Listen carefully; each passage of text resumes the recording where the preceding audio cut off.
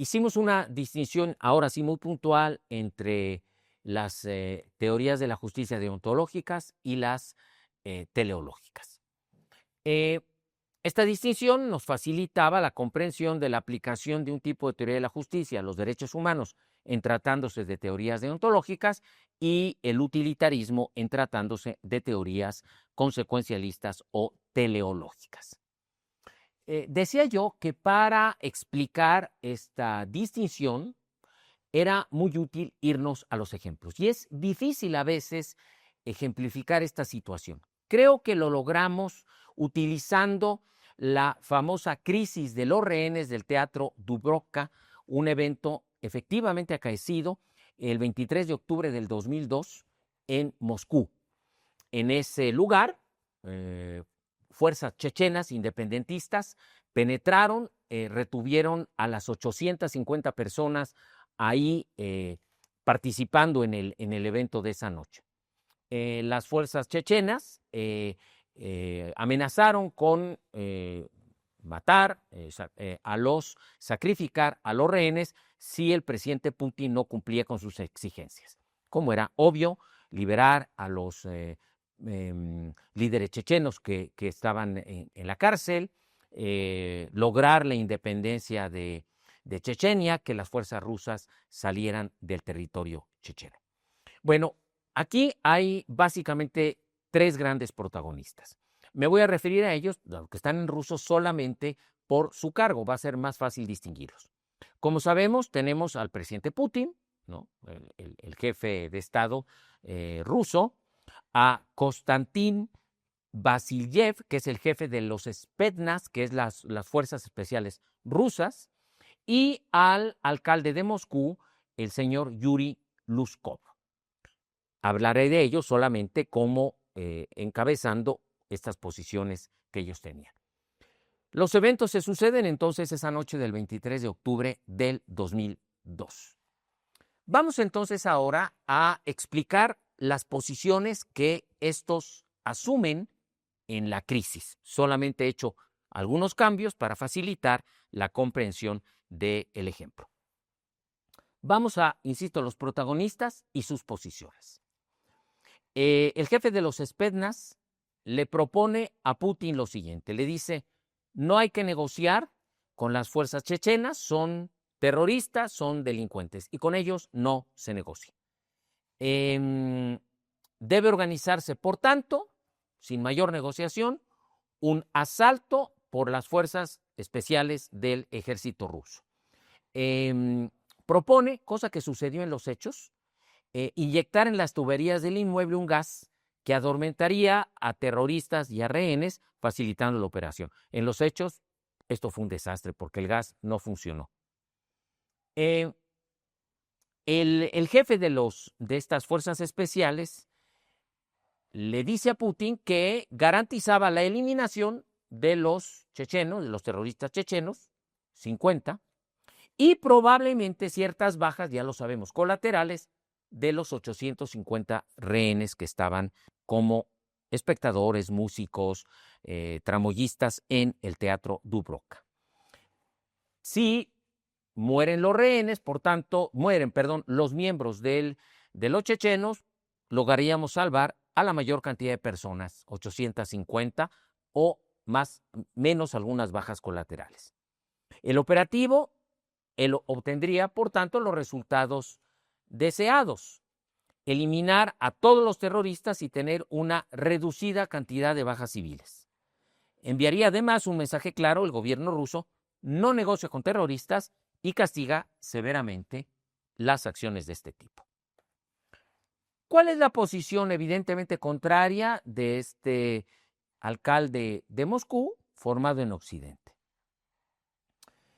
Plantea a Putin lo siguiente: hay que negociar, y si no negociar, al menos escuchar a las fuerzas chechenas y partir del presupuesto que, le guste o no a Putin, los chechenos son ciudadanos rusos con derechos y que esta negociación o este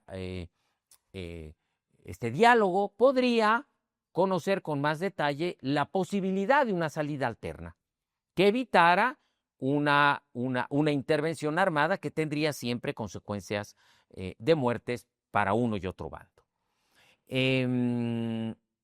Y por lo tanto, solamente si los chechenos se negaran a dialogar y negociar, estaría justificado como última alternativa penetrar con las condiciones que ya dije, fuerzas especiales inyectando un gas para adormecer a los que estaban en el teatro Dubrovka. ¿Cuál es la posición clara de Barayev, el jefe de los terroristas chechenos? Bueno, sus objetivos están perfectamente justificados. ¿Cuál es? La toma del teatro ruso se hace para terminar con la guerra en Chechenia, obligando al ejército ruso a salir de su patria y consumar su independencia. Entablar comunicación con el gobierno ruso tiene un único propósito: informar a las pretensiones que están detrás ilegítimamente en la toma del teatro. No existe más temas de negociación. Cumplido el plazo, comenzarían a ejecutar a los rehenes, lo cual se justifica porque el fin es uno solo y vale cualquier sacrificio: liberar a Chechenia del yugo ruso.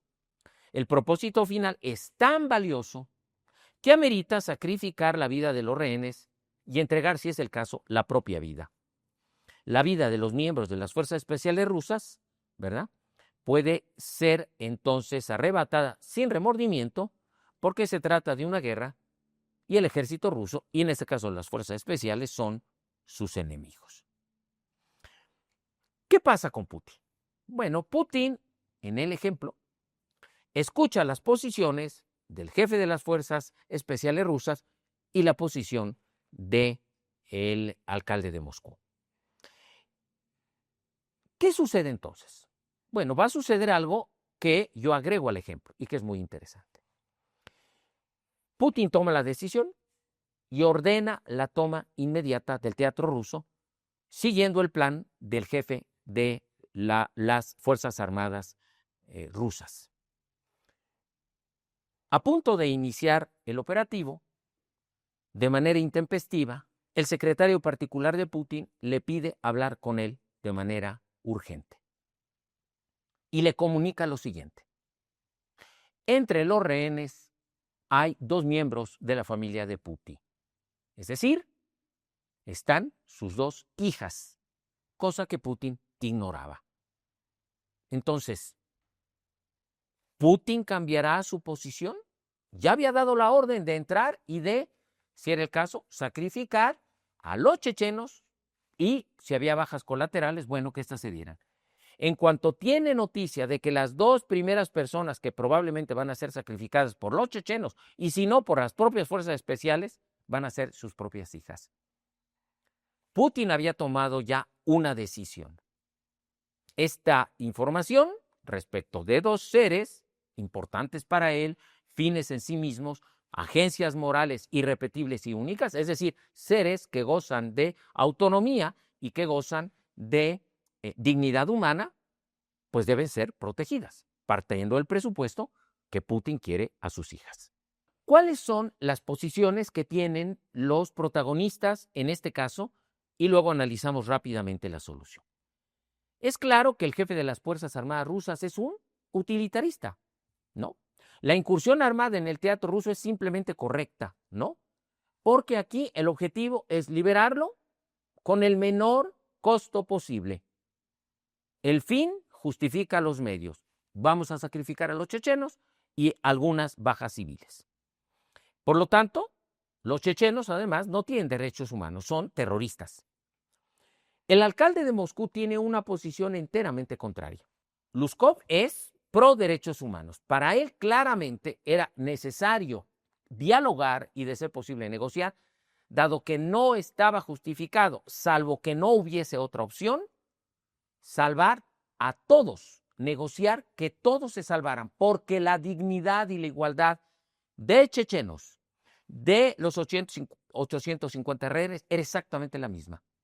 Todos son igualmente seres humanos y merece luchar poderse lucharse por salvar su vida. La mejor estrategia de Putin es aquella que pudiera permitir llegar a una solución pacífica salvando la vida de todos quienes están en el teatro Dubrovka. La posición, claro, del jefe de los chechenos es también utilitarista. Está justificado sacrificar rehenes porque vamos a salvar muchísimos valores superiores a que mueran algunos de los propios chechenos y, si es necesario, todos los rehenes, además de la gente del ejército ruso. ¿Por qué? Porque vamos a salvar al pueblo checheno. Aquí también para él el fin justifica los medios. Adopta, además, una posición claramente determinista desde el punto de vista religioso, porque para él su función es una función que está ordenada por su religión y por lo tanto es innegociable. Finalmente, la posición de Putin. Putin es originalmente utilitarista. Fíjense la parte interesante. Cuando él opta por entrar a el teatro ruso, lo que hace es adoptar una posición utilitarista.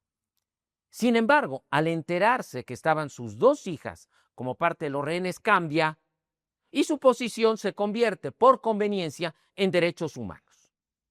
¿Esto claramente qué quiere decir? Lo que quiere esto significar es que quienes suelen tomar posiciones utilitaristas lo hacen porque no se dan cuenta que el valor de la persona humana, el valor radical de considerarlo un agente moral y un fin en sí mismo, es válido siempre. Y cuando tomamos una decisión utilitarista y pasamos por encima del principio de dignidad, se pueden dar estas barbaridades. Uno esperaría que un presidente de un país democrático, cuando adopta políticas públicas y toma decisiones en situaciones de crisis, lo va a hacer pensando siempre que los seres humanos involucrados son sujetos titulares de autonomía de la voluntad y siempre fines en sí mismos, agentes morales, personas con dignidad humana.